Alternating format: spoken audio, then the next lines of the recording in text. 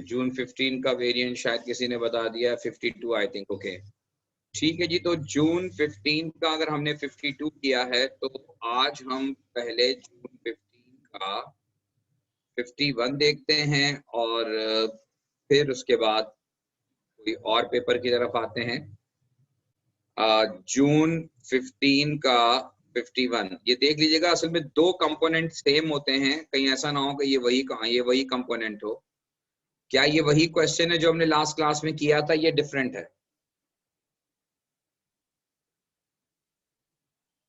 बेटा quickly, different है। Okay right जी। तो ये जून 15 का 51 है पेपर आपके सामने, और इस पर हम बात करते हैं, आपके साथ चीजें शेयर हो रही हैं। चाहे तो आप जो है वो इसको पेपर को डाउनलोड कर लीजिए, या अगर आपके पास मौजूद है ऑलरेडी तो अच्छी बात है। सबसे पहले देखें, ये क्वेश्चन जो है वो इक्विलिब्रिया से रिलेटेड है। एएस का इक्विलिब्रिया इसमें शामिल है, और इस क्वेश्चन का जो पहला पार्ट है उसमें आपसे एक्सप्रेशन लिखने को कहा गया है, और एक्सप्रेशन लिखना है इक्विलिब्रियम कांस्टेंट केसी का on concentration for this reaction. तो केसी एक्सप्रेशन आपको पता है प्रोडक्ट अपॉन रिएक्टेंट होता है, तो कंसंट्रेशन ऑफ प्रोडक्ट साइड का square divided bye concentration of reactant, और रिएक्टेंट में हाइड्रोजन और आयोडीन शामिल है। ये हमारा एक्सप्रेशन हो गया based on concentration for this reaction. Next, if the starting concentration of both iodine and hydrogen was a mole per dm cube, starting ये भी A है, ये भी A है, और ये डेफिनेटली जीरो होगा क्योंकि इनिशियली आपको पता है प्रोडक्ट की वैल्यू जीरो होती है। And it was found that 2y mole per dm cube of hydrogen iodide, equilibrium पर ये 2y बन गया। Write Kc in terms of A and Y.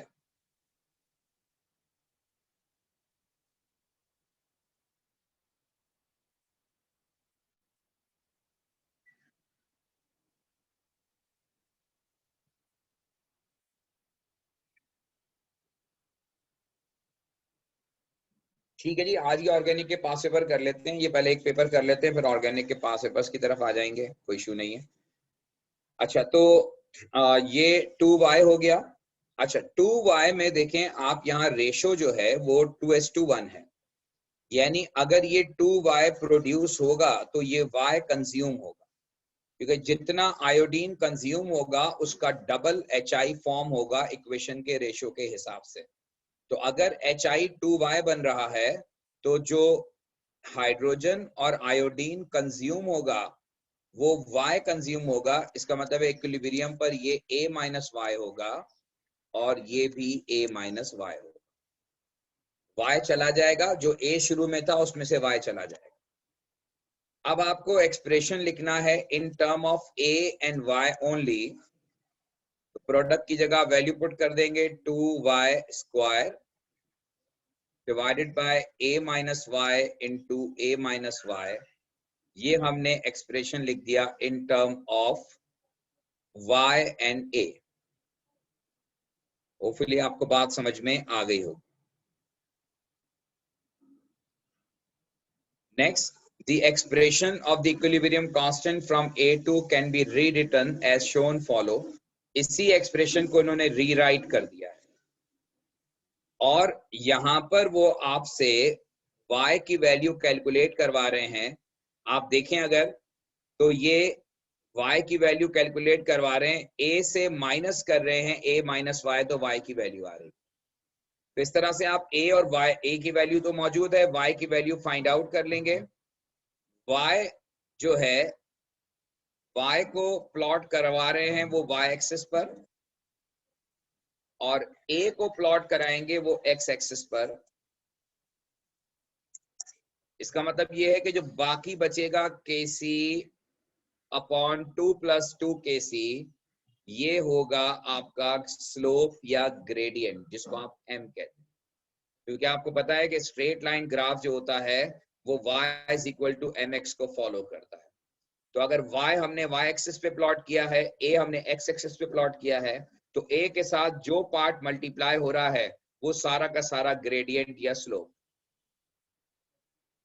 Hopefully आपको मेरी बात समझ में आ गई होगी।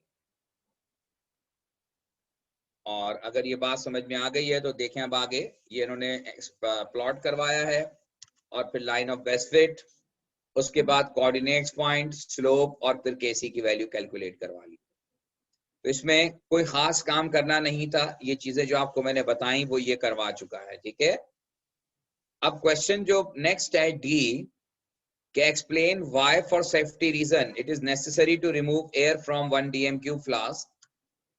1 DM क्यूब फ्लास्क में से जो है वो एयर को निकालना क्यों जरूरी है सेफ्टी रीजन के लिए। तो एक बड़ी सिंपल बात है, अगर आप इक्वेशन देखें तो इक्वेशन में हाइड्रोजन और आयोडीन इस्तेमाल हो रहे हैं।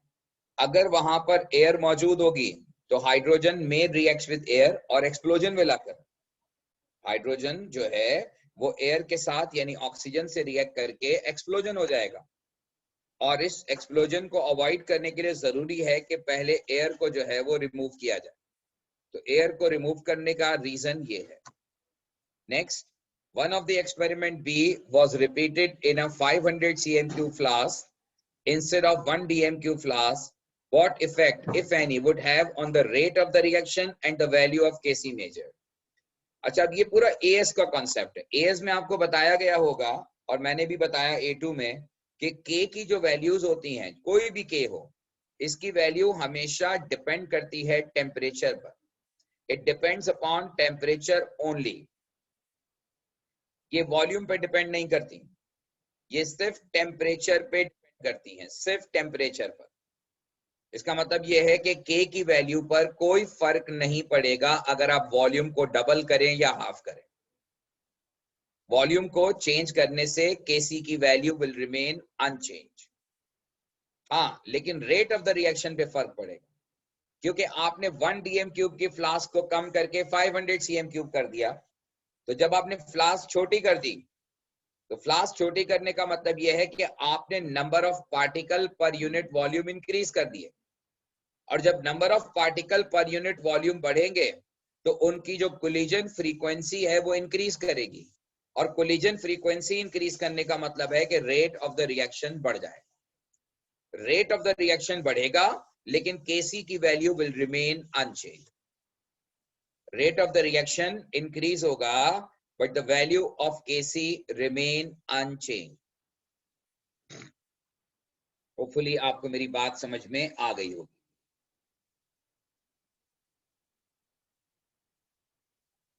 और नेक्स्ट जो है last part of the question, और वो ये कहता है कि the reaction of hydrogen and iodine to form hydrogen iodide is exothermic. On your graph draw and label the line you would expect if the experiment was performed at 1000 Kelvin instead of 760 Kelvin. अगर आप 760 की जगह temperature को 1000 kelvin कर दें, again as की knowledge, अगर हम टेम्परेचर को बढ़ाते हैं तो इंक्रीज इन टेम्परेचर पर रिवर्सिबल रिएक्शन हमेशा एंडोथर्मिक साइड पे जाता है। और आप देखें यहाँ डेल्टा एच जो गिवन है वो आपको नेगेटिव गिवन है। इसका मतलब ये हुआ कि ये रिएक्शन फॉरवर्ड डायरेक्शन में एक्सो है और बैकवर्ड डायरेक्शन में एंडो है। तो टेम्परेचर को बढ़ाने पर रिएक्शन एंडोथर्मिक साइड पे जाएगा, यानी बैकवर्ड जाएगा। और बैकवर्ड जाने का मतलब यह है कि अमाउंट ऑफ प्रोडक्ट कम होता जाएगा, यानी कि y की वैल्यू कम होती जाएगी। तो अगर आपने a और y का ग्राफ प्लॉट किया था, ये y एक्सिस पे था और ये a था, तो y और a का जो आपने ग्राफ प्लॉट किया है अगर वो स्ट्रेट लाइन आया है, तो जब आप टेम्परेचर को बढ़ाएंगे और रिएक्शन फॉरवर्ड डायरेक्शन के बजाय बैकवर्ड डायरेक्शन में जाएगा तो अमाउंट ऑफ प्रोडक्ट कम हो जाएगा, यानी y की वैल्यू कम हो जाएगी, तो ग्राफ जो होगा वो लेस स्टीपर हो जाएगा। स्ट्रेट लाइन तो रहेगा लेकिन ग्राफ लेस स्टीपर हो जाएगा, यानी कि less amount of product will form because reaction moves to backward direction. क्या ये बात क्लियर हो गई? Right. Finally, what effect, if any, would be the higher temperature have on the value of Kc? अब Kc पर temperature का effect होता है। जब आपने टेम्परेचर इंक्रीज किया और प्रोडक्ट कम हो गया तो प्रोडक्ट टू रिएक्टेंट रेशियो भी कम हो जाएगा, और प्रोडक्ट टू रिएक्टेंट रेशियो कम होने का मतलब यह है कि Kc की वैल्यू डिक्रीज करेगी। यहाँ पर Kc की वैल्यू जो है वो डिक्रीज करेगी क्योंकि हाई टेम्परेचर पर प्रोडक्ट का अमाउंट कम हो गया, reaction instead of forward direction reaction backward direction में मूव कर गया, प्रोडक्ट का अमाउंट कम हो गया। तो ये रीजन है जो होपफुली आपको समझ में आ गया होगा।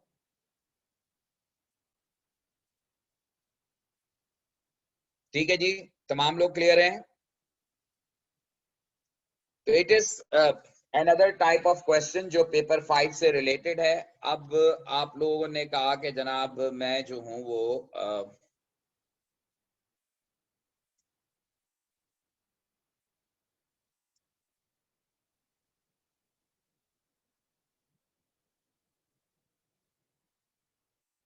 ऑर्गेनिक के आपको जो है वो पास पेपर से क्वेश्चंस करने हैं। अच्छा ये बताइएगा कि ऑर्गेनिक का हमारा जो लास्ट टॉपिक था वो क्या हुआ था, हमने क्या कंप्लीट किया था लास्ट? ऑर्गेनिक में लास्ट कंपोनेंट हमने क्या कर लिया था?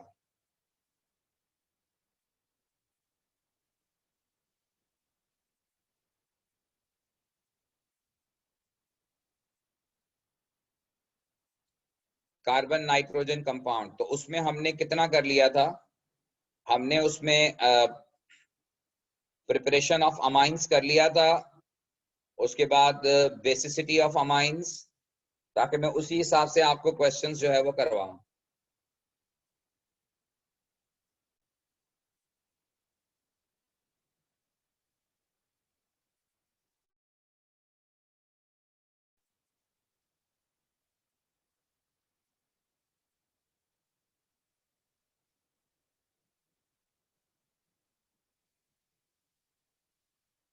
अच्छा जी, ये बताइए कि पास पेपर का कोई क्वेश्चंस हमने किए हैं? क्योंकि मेरा ख्याल है अभी जो मीडियर का आपका सिलेबस है वो डेरिवेटिव ऑफ कार्बोक्सिलिक एसिड तक है। तो यहाँ से मैं मुझे बताइए, मैं ये पहला पेज मैंने खोला है, ये बुकलेट आपके पास भी मौजूद है।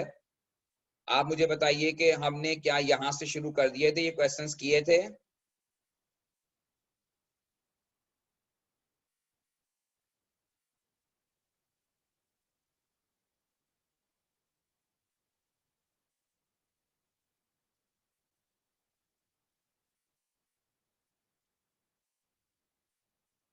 फिनोल एंड फिनाइल अमाइन, ठीक है।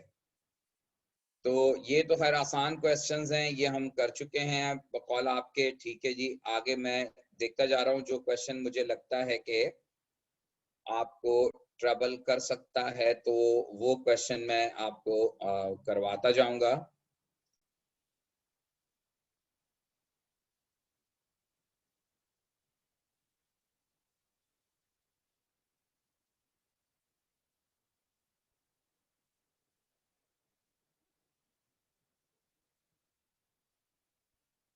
ओके जी, अब ये दो क्वेश्चंस हैं। ये क्वेश्चन कहाँ से शुरू हो रहा है? use the information above, draw the relevant structure formula on the boxes। okay, ये आ गए हम क्वेश्चन पर। जनाब ये पेज नंबर जो है वो आपके बुकलेट का 12 है और पेज नंबर 12 के क्वेश्चंस हैं।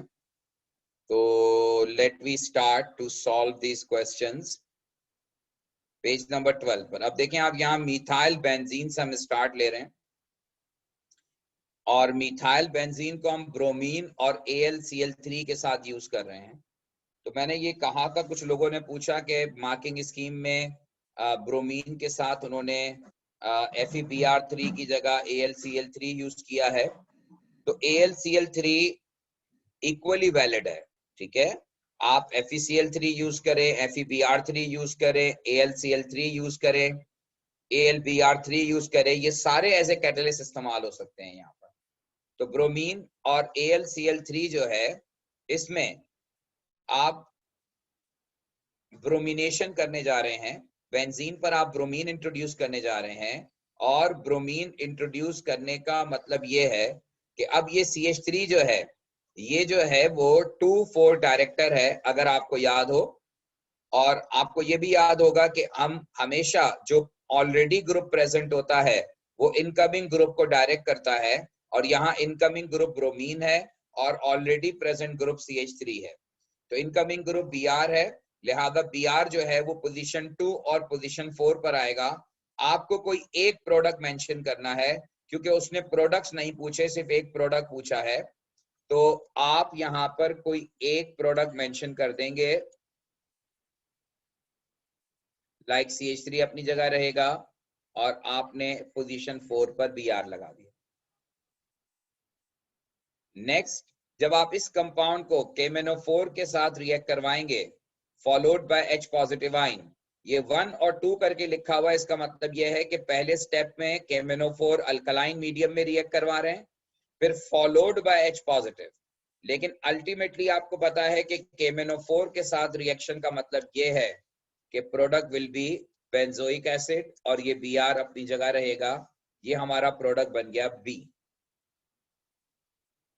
नेक्स्ट, जब आप इसे KMnO4 के साथ वही वाली कहानी कि अब आपने डायरेक्ट इसकी ऑक्सीडेशन कर दी, तो डायरेक्ट ऑक्सीडेशन का मतलब यह है कि अब ये बेंजोइक एसिड बनेगा। अब आप निट्रिक एसिड और सल्फ्यूरिक एसिड के साथ रिएक्ट करवा रहे हैं, इसका मतलब है कि now you are doing nitration. और आपको याद होगा कि नाइट्रेशन हम कर रहे हैं, लेकिन जो इनकमिंग ग्रुप होगा वो ऑलरेडी प्रेजेंट ग्रुप उसको डायरेक्ट करेगा, and already present group is carboxylic group, and carboxylic group is an example of 3 director. Carboxylic group जो है वो 3 डायरेक्टर की एग्जांपल है। वो इनकमिंग नाइट्रो ग्रुप को पोजीशन 3 पे डायरेक्ट करेगा, और आप यहां पर कार्बोक्सिलिक ग्रुप को, यहाँ कार्बोक्सिलिक ग्रुप को जो है वो आप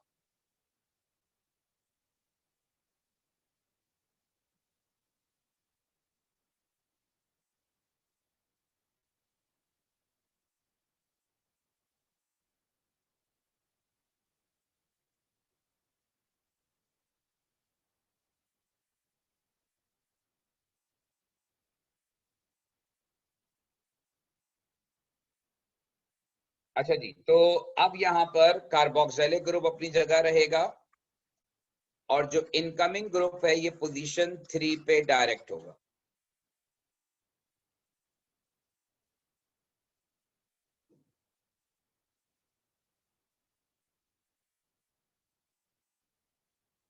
इनकमिंग ग्रुप पोजीशन 3 पे डायरेक्ट होगा। नेक्स्ट, अब आप टिन एंड HCl के साथ रिएक्ट करवा रहे हैं। ये रिएक्शन अभी रिसेंटली हमने किया है, preparation of phenyl amine by using nitrobenzene.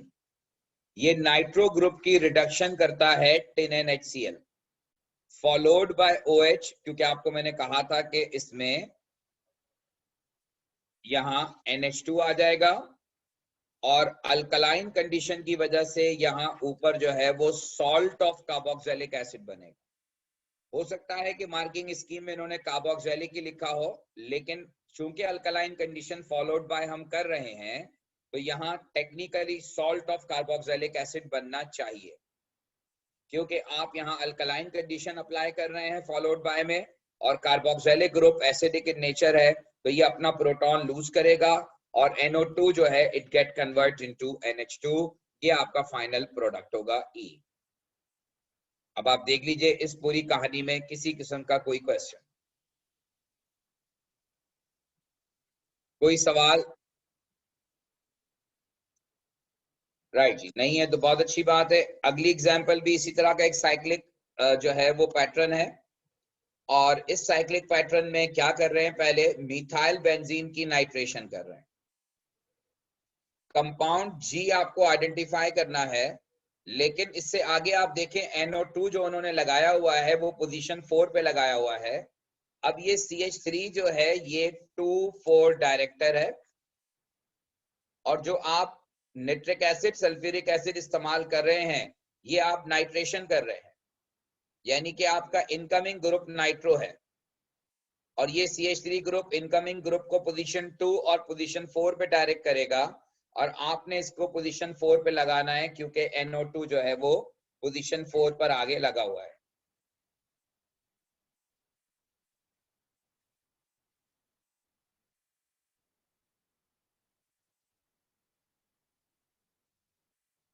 ये जो है वो CH3NO2 है, और नेक्स्ट आपने अब देखें रिएक्टेंट और प्रोडक्ट में फर्क। यहां आपने क्या किया है, CH3 की जगह ये CH2Cl हो गया है। अब ये रिएक्शन आपने बेंजीन में पढ़ा था कि reactions of alkyl side chain, और अल्काइल साइड चेन में फ्री रेडिकल सब्स्टिट्यूशन रिएक्शन होता है, and one of the hydrogen is replaced by Cl। तो यहाँ पर जो कंडीशन 2 है वो है chlorine in presence of UV light. अगले पेज पे उसने कंडीशंस भी पूछी हैं, तो वो मैं डिस्प्ले नहीं कर रहा, लेकिन बहरहाल यहाँ पर आमला यही है। उसके बाद नेक्स्ट ये Cl से यहाँ Cn आ गया। Now what is condition 3? Cl की जगह Cn लाने के लिए हमें इस्तेमाल करना होता है NaCN या KCN इथेनॉलिक। तो NaCN या KCN इथेनॉलिक के साथ हम इसे रिफ्लक्स करेंगे। तो जब NaCN इथेनॉलिक के साथ आप इसे रिफ्लक्स करेंगे तो ये Cl की जगह Cn आ जाएगा। नेक्स्ट ये H3O पॉजिटिव जहां लिखा हुआ होता है, इसका मतलब होता है एसिडिक हाइड्रोलिसिस। ये एसिडिक हाइड्रोलिसिस का सिंबल है। H3O पॉजिटिव का मतलब ये है कि एसिडिक वाटर। H3O पॉजिटिव का मतलब एसिडिक वाटर या एसिडिक कंडीशन है। तो आप यहाँ एसिडिक हाइड्रोलिसिस कर रहे हैं, और एसिडिक हाइड्रोलिसिस के लिए जो आपको रिएजेंट चाहिए, जो रिएक्शन होगा वो ये होगा कि आप जानते हैं कि नाइट्राइल 2 रिएक्शन देता है, एक हाइड्रोलाइज होके कार्बोक्सिलिक एसिड बनाता है और एक रिड्यूस होके अमाइंस बनाता है। ये दोनों रिएक्शंस हम पढ़ चुके हैं। तो अब इस जगह पर आप एसिडिक हाइड्रोलिसिस कर रहे हैं, और एसिडिक हाइड्रोलिसिस का मतलब ये है कि NO2 अपनी जगह रहेगा और CH2CN की जगह ये CH2CO2H हो जाएगा, यानी nitrile is hydrolysed to form carboxylic acid. और फिर फाइनली NO2 की जगह यहाँ NH2 आ गया, और NO2 की जगह NH2 लाने के लिए हमें चाहिए रिडक्शन, और रिडक्शन हम करते हैं 10HCl के साथ रिफ्लक्स।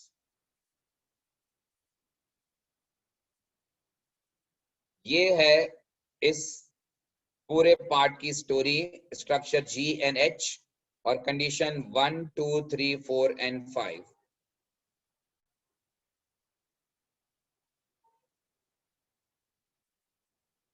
कोई सवाल?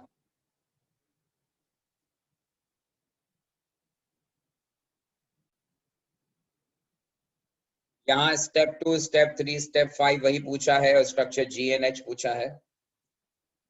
अच्छा, यहाँ ये वाला क्वेश्चन जो है, ये क्वेश्चन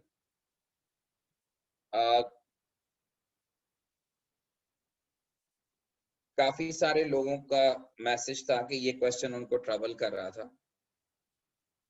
अब देखिए, उसने ये कोई सिलेबस का पार्ट नहीं है, लेकिन एक कॉन्सेप्चुअल बात उसने की और खुद बताई है सारी बातें। उसने ये कहा कि all the carbon atoms in benzene lie in the same plane. Benzene में सारे कार्बन सेम प्लेन में होते हैं, and that means they are coplanar, यानी having same plane. But this is not in the case of cyclohexane. Cyclohexane में carbon same plane पे नहीं होते। By rotating the molecule around its several carbon-carbon bond, all the carbon atoms in butane, ये butane है, यानी जब carbon 2 carbon से surrounded होगा तो आप उसको रोटेट करके सेम प्लेन में कर सकते हैं, but this is not in the case with methyl propane.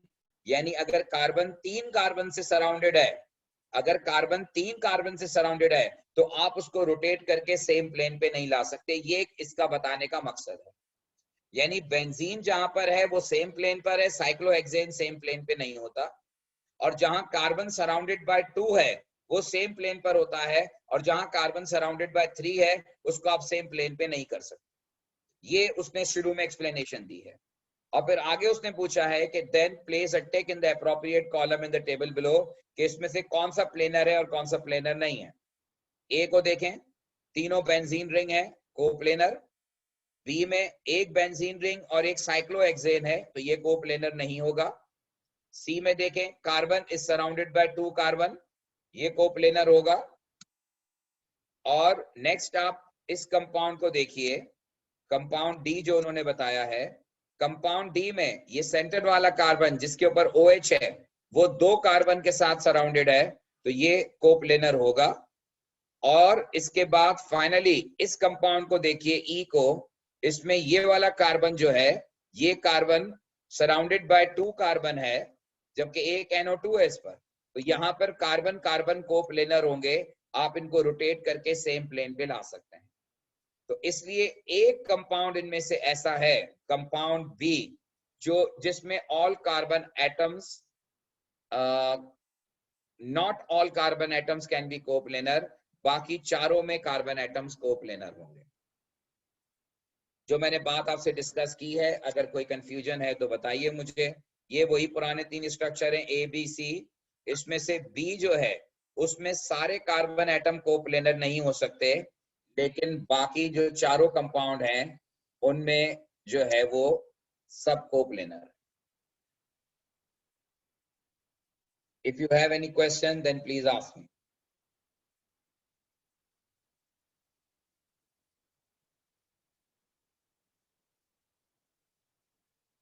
Okay जी, ये क्वेश्चन तो खैर वही रिपीटेशन है, इस पर मुझे जरूरत नहीं है बात करने की। नेक्स्ट जो है वो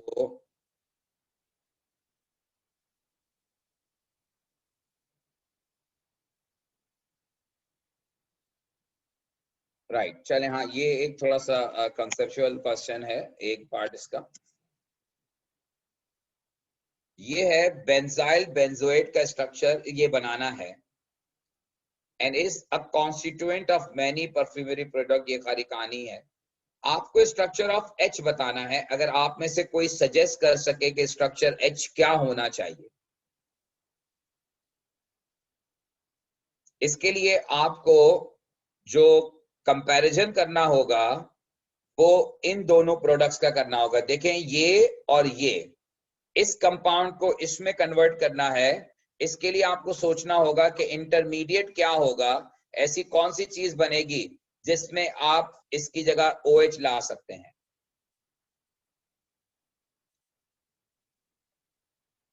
कोई ऐसा इंस्ट्रूमेंट जो सजेस्ट कर सके?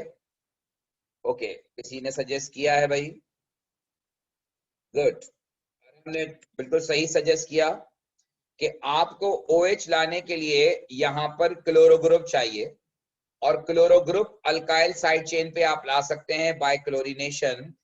इसका मतलब ये हुआ कि जो आपका स्ट्रक्चर H होगा उसमें आएगा CH2Cl, और यहां पर जो कंडीशंस हैं वो chlorine in presence of UV light है। और ये रिएक्शन AS का रिएक्शन है कि Cl की जगह OH लाने के लिए आप इसे NaOH एक्वस के साथ हीट अंडर रिफ्लक्स करेंगे। जब आप हीट अंडर रिफ्लक्स करेंगे तो ये OH आ जाएगा, और CH3 को CO2H में कन्वर्ट करने के लिए आपको पता है कि हम KMnO4 और सल्फ्यूरिक एसिड के मिक्सचर के साथ इसे हीट अंडर रिफ्लक्स कर देते हैं, तो ये बेंजोइक एसिड बनेगा। और finally benzoic acid and alcohol react together to form an ester. ये रिएक्शन AS का रिएक्शन है कि कार्बोक्सिलिक एसिड और ये अल्कोहल है CH2OH, तो ये कार्बोक्सिलिक एसिड और अल्कोहल मिलकर एस्टर फॉर्मेशन करेंगे। और यहाँ पर आपको जो कंडीशन इस्तेमाल करनी होगी वो एसिड होगा, और एसिड के साथ आप इसे हीट करेंगे।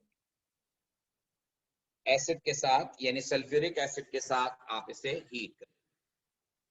होपफुली आपको मेरी बात समझ में आ गई होगी, और अगर कोई क्वेश्चन है तो पूछ लीजिए।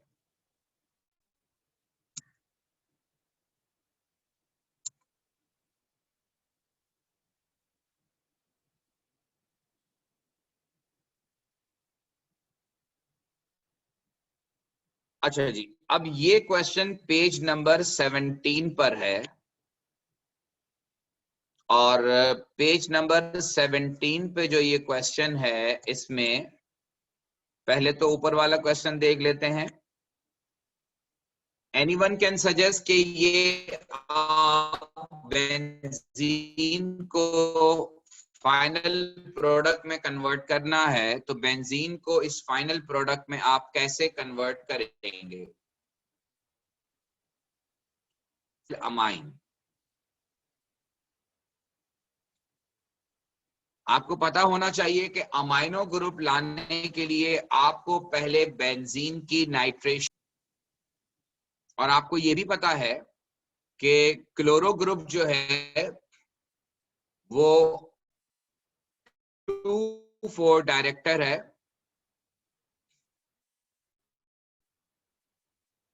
तो अब सवाल मेरा आपसे ये है कि नाइट्रो ग्रुप पहले लाना चाहिए या Cl पहले लाना चाहिए? क्योंकि आपको क्लोरीनेशन भी करनी है और NH2 लाना है, और NH2 लाने के लिए आपको पहले NO2 रिक्वायर्ड होगा।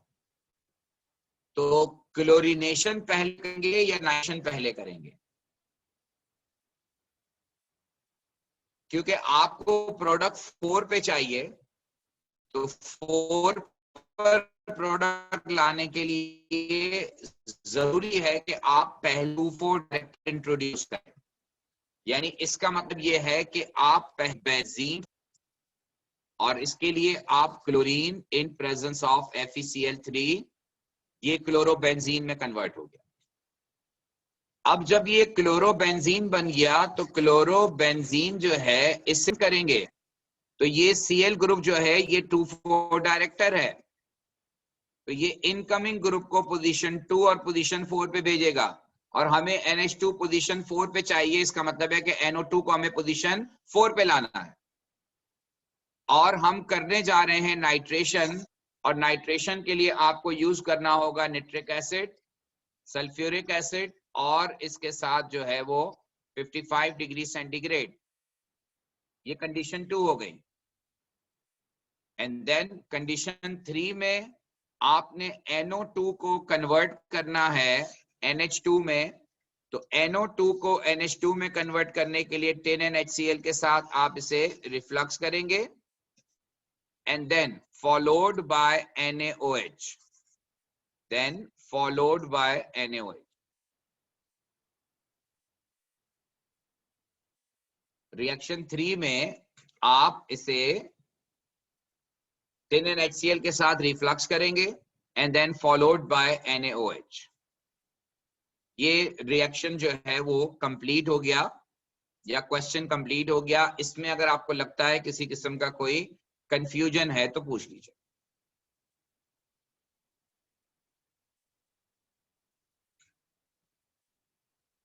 राइट जी, अब ये अगला सवाल जो है,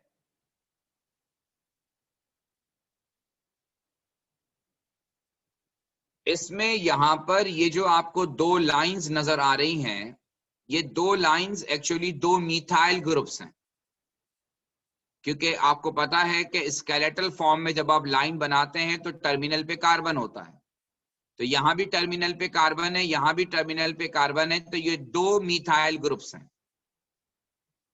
लेकिन जो उसने एक तो इंटरमीडिएट पूछा है और फिर उसे NaOH से रिएक्ट करवा रहा है, लेकिन प्रोडक्ट में आप देखें कि एक ऑक्सीजन है।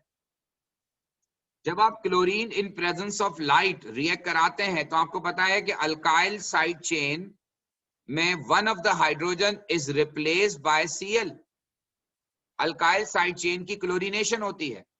तो यहां पर अल्काइल साइड चेन की क्लोरीनेशन होगी, लेकिन दोनों अल्काइल साइड चेन की नहीं होंगी, इसलिए कि फाइनल प्रोडक्ट में हमारे पास एक ऑक्सीजन है।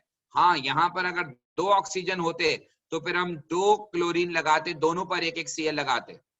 तब आप एक चेन को ऐसे ही रहने देंगे और एक चेन के साथ आप Cl लगा देंगे।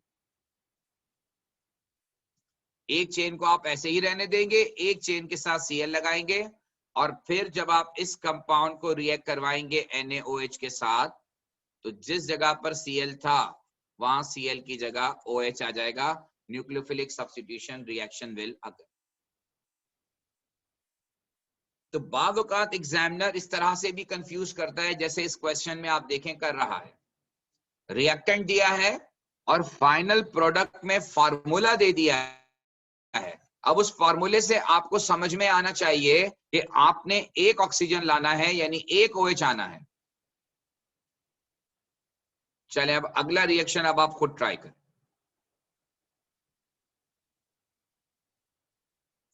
अगला पार्ट आप खुद ट्राई करें और देखें कि प्रोडक्ट को और रिएक्टेंट को कंपेयर करें। और इस मर्तबा क्लोरीन और AlCl3 है।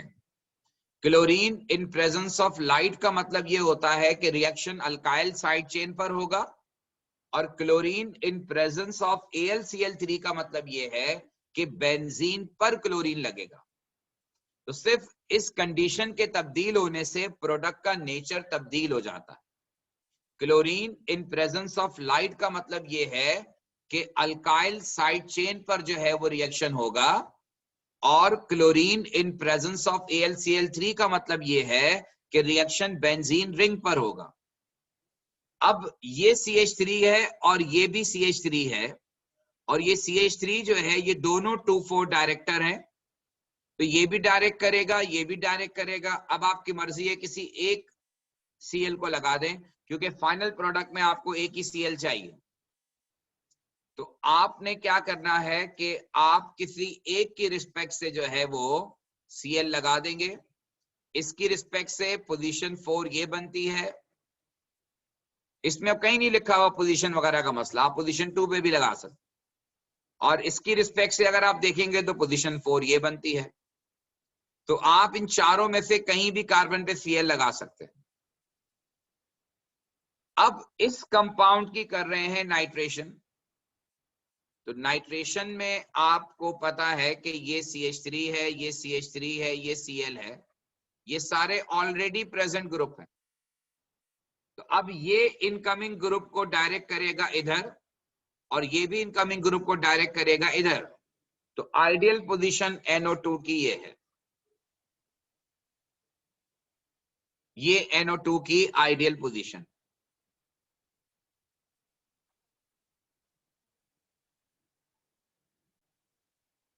क्या ये बात क्लियर हो गई? और आप इसको, इस NO2 को इधर भी लगा सकते हैं, क्योंकि इसकी रिस्पेक्ट से ये पोजीशन 2 है, तो ये भी डायरेक्ट कर सकता है। यानी कि ये मल्टीपल प्रोडक्ट्स बन सकते हैं, और इसके मल्टीपल आंसर्स हैं। इस क्वेश्चन के मल्टीपल आंसर्स।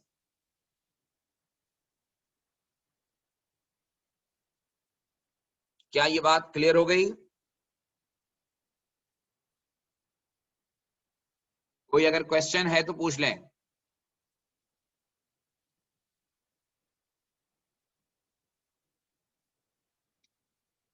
राइट जी, अब ये नवंबर 10 का क्वेश्चन है आपके सामने, और इसमें आप देखिए, अब जरा इसको एनालाइज करने की कोशिश कीजिए। इसमें एक आध रिएक्शन आपसे नहीं होगा, लेकिन बहरहाल जो हो सकते हैं रिएक्शंस वो आप बताइए। सबसे पहले इथाइल बेंजीन से शुरू कर रहे हैं, और इथाइल बेंजीन को रिएक्ट करवा रहे हैं, और उसमें कंडीशन 1 में अलग प्रोडक्ट बन रहा है और कंडीशन 2 में अलग प्रोडक्ट बन रहा है। आपको कंडीशन 1 और कंडीशन 2 बतानी है। Anyone can? अब बेटा ये वाली बात इतनी दफा रिपीट हो गई है कि मेरा ख्याल ये है कि आप अब सबको जो है ये खुद से समझ लेना चाहिए कि यहाँ हो क्या रहा है। इथाइल बेंजीन में अल्काइल साइड चेन पर Cl आ रहा है, यानी क्लोरीन हम इंट्रोड्यूस कर रहे हैं, लेकिन वो अल्काइल साइड चेन पे कर रहे हैं। और अल्काइल साइड चेन का मतलब ये है कि हम यहाँ पर इस्तेमाल करेंगे chlorine in presence of UV light. तो क्लोरीन ऑफ यूवी लाइट जो है ये अल्काइल साइड चेन को रिप्लेस करेगी और हाइड्रोजन की जगह Cl आ जाएगा। जबकि रिएक्शन 2 में आप देख रहे हैं कि हम Br इंट्रोड्यूस कर रहे हैं, और ये Br जो हम इंट्रोड्यूस कर रहे हैं ये बेंजीन रिंग पे कर रहे हैं, यानी कि हम इलेक्ट्रोफिलिक सब्स्टिट्यूशन रिएक्शन कर रहे हैं।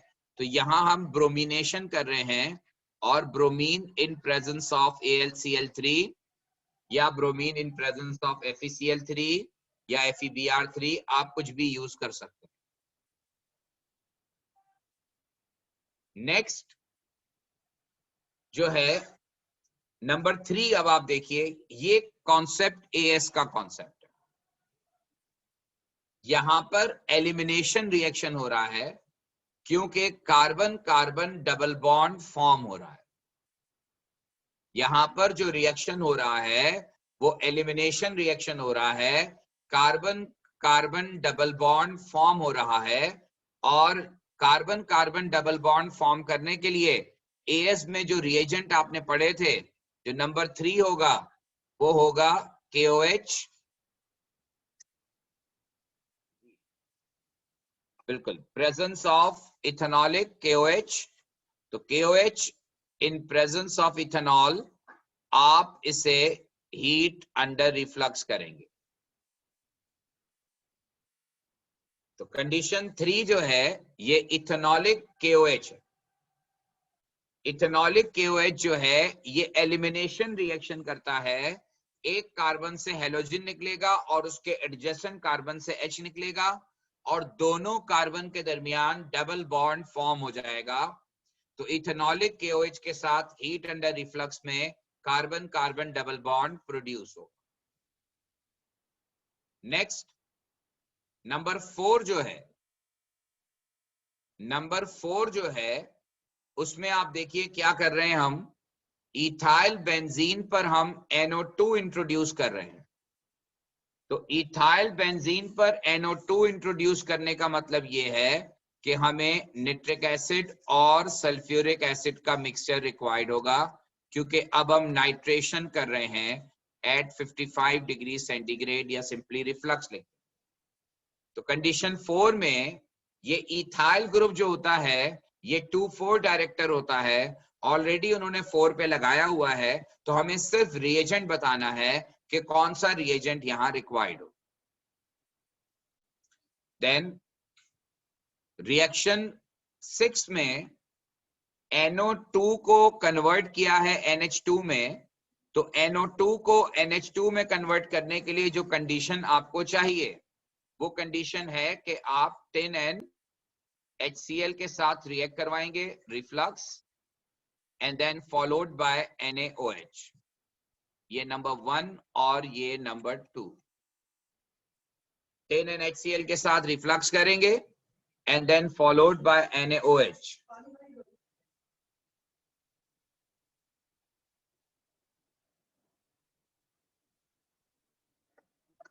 उसके बाद नंबर 5 जो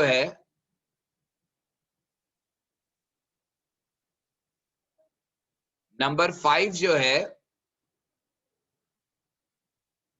इसमें आप ऑब्जर्व करें तो अल्काइल साइड चेन जो है,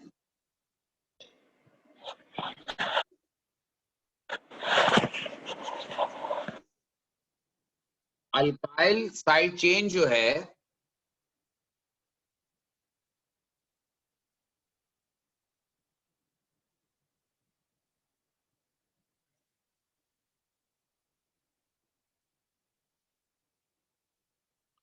ऑक्सीडाइज होकर कार्बोक्सिलिक एसिड में कन्वर्ट हो रही है। तो कंडीशन 5 जो है वो है oxidation of alkyl side chain KMnO4 sulphuric acid और उसके साथ रिफ्लक्स। और आपको मैंने बताया था कि अल्काइल साइड चेन में जितने भी कार्बन हो, it doesn't make any difference, जब भी आप इसकी ऑक्सीडेशन करेंगे तो हमेशा product will be benzoic acid. अब इससे आगे जो नंबर 7 है वो मेरे ख्याल है अभी हमने ये रिएक्शन नहीं किया अभी, तो ये अभी हम छोड़ रहे हैं, ये रिएक्शन हम अभी करेंगे, इसी जो हमारा टॉपिक चल रहा है उसी में ये कंटिन्यू होगा। ये रिएक्शंस और उसकी कंडीशंस हैं। ठीक है जी, होपफुली आपको कुछ चीजें समझ में आई होंगी जो मैंने आपको इससे रिलेटेड बताई हैं। कुछ पास पेपर के क्वेश्चंस जो आपको लग रहा था कि जो है वो नहीं हो रहे, अब आप इसमें सॉल्व करें मजीद। अगली क्लास में हम कुछ फिनोल और जो है वो एसाइल क्लोराइड से रिलेटेड पास पेपर्स करेंगे। बेंजीन के जो बाकी क्वेश्चंस हैं वो आपको ट्राई करें, इनमें अगर कहीं पर भी आपको कोई प्रॉब्लम हो तो वो डेफिनेटली आप प्रॉब्लम फिर मुझे नेक्स्ट क्लास में शेयर कीजिएगा, तो मैं उस पर आपसे बात कर लूंगा। और होपफुली इसमें कोई ज्यादा प्रॉब्लम होना नहीं चाहिए। तो फिर नेक्स्ट क्लास में हम ये करेंगे कि फिनोल और जो कार्बोक्सिलिक एसिड के डेरिवेटिव्स के पास पेपर्स हैं वो कुछ ट्राई कर लेंगे, और ताकि जो है वो आपको आसानी हो। जो आपका अब जो मिड टर्म का टेस्ट होने वाला है मेरा ख्याल है वो नेक्स्ट वीक में ही है। ठीक है बेटा, किसी किस्म का कोई क्वेश्चन? राइट जी, फिर अब बात इंशाल्लाह अगली क्लास में।